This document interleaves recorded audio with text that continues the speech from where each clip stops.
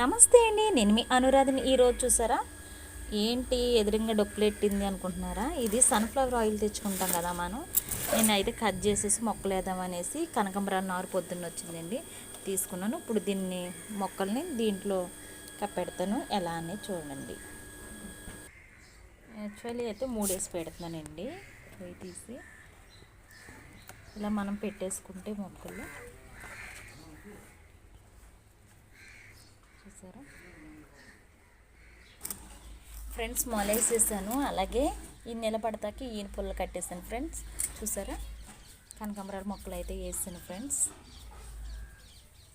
చూసారా చూసారా ఇలా కట్టిన వల్ల మనకి మొక్క అనేది స్ట్రైట్గా నిలబడుతుంది. చూసారా మనం కట్టిన విధానం బట్టి స్ట్రైట్గా అనేది నిలబడుతుంది. నేనైతే చూసారా మొక్కల్లో కనకాంబరాల పువ్వులు కావాలి కదా, మరి దానికోసం అయితే నేను ఇలా చేస్తాను. చూసి ఎలా నిలబడి